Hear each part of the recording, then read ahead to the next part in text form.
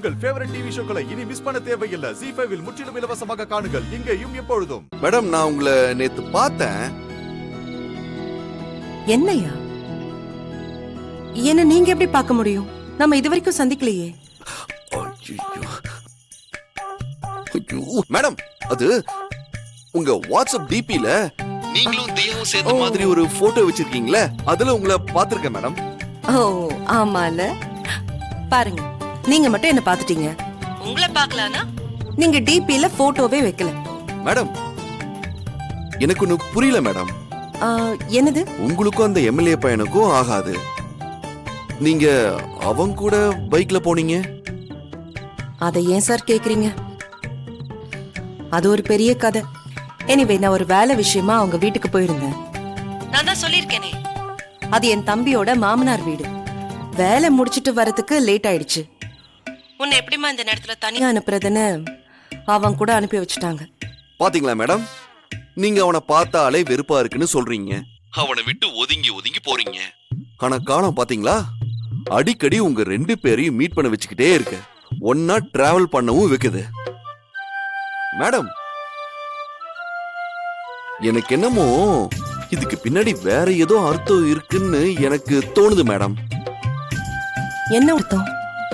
காரணம் இல்லாம ரெண்டு பேரை அடிக்கடி சந்திக்க முடியாது மேடம். அப்படி சந்திக்கிறாங்கன்னா கண்டிப்பா அவங்களுக்குள்ள கடவுள் ஒரு காரணத்தை உருவாக்கி வச்சிருக்காருன்னு சொல்லுவாங்க. ரெண்டு பேருக்குள்ள கண்டிப்பா ஏதோ ஒரு பந்தம் இருக்கும் மேடம். ஒருவேளை ஏற்கனவே உங்க ரெண்டு பேருக்குள்ள ஏதாவது ஒரு பந்தம் இருக்கலாம், அப்படி இல்லைன்னா இனிமேல் உருவாகலாம். அப்படியெல்லாம் ஒண்ணும் இல்ல சார், எதுவுமே உருவாகாது. இல்ல மேடம், நான் என்ன சொல்றேன்னா, இல்ல சார், நீங்க என்ன சொல்றீங்கன்னு எனக்கு புரியுது. ஆனா இந்த பையன் மட்டும் இல்ல, என் வாழ்க்கையில வேற எந்த ஆளுக்கும் இடம் இல்ல. அந்த மாதிரி ஐடியாவும் எனக்கு இல்ல. மேடம், ஏன் அப்படி சொல்றீங்க? எனக்கு என் தியா இருக்கா சார், அவதான் என் உலகம்.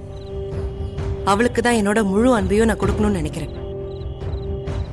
நான் அதை யார் கூடயும் எந்த ஜென்மத்திலையும் பங்கு போட மாட்டேன். என் வாழ்க்கை அவளுக்கு மட்டும்தான். அதை தாண்டி நான் எதையும் யோசிக்க மாட்டேன். ஹலோ. ஒண்ணு இல்ல மேடம், இந்த காலத்துல உங்கள மாதிரி யாருமே யோசிக்க மாட்டாங்க. எனக்கு மத்தவங்களை பத்தி தெரியாது சார். என்னையே அம்மான்னு நம்பி இருக்கிற தியாவுக்கு தான் என்னோட வாழ்க்கையே அர்ப்பணிக்கிறதா நான் முடிவு பண்ணிட்டேன். என் ஃபேமிலி கூட எனக்கு ஒரு வாழ்க்கையை அமைச்சு கொடுக்கறதுக்கு நிறைய ஃபோர்ஸ் பண்றாங்க.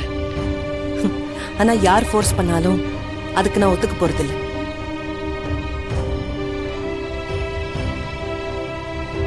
சார். மேடம், நான் உங்ககிட்ட ஒண்ணு கேக்கட்டா? இதுவே உங்க லைஃப்ல ஒரு குழந்தை இருந்து அந்த குழந்தைய விட்டுட்டு வேற ஒரு லைஃப்குள்ள போக வைக்கிறதுக்கு எல்லாரும் ஃபோர்ஸ் பண்ணாங்கன்னா நீங்க என்ன பண்ணுவீங்க?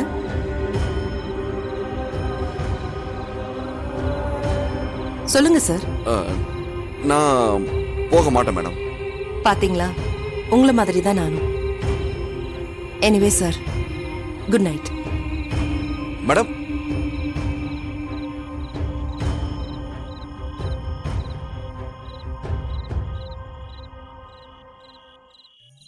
கடவுளே, ஏன் இப்படி சோதிக்கிற? மெல்லவும் முடியல, முழுங்கவும் முடியல. ZEE5 ஆப்பை டவுன்லோட் செய்து அனைத்து எபிசோடுகளையும் இலவசமாக பாருங்க.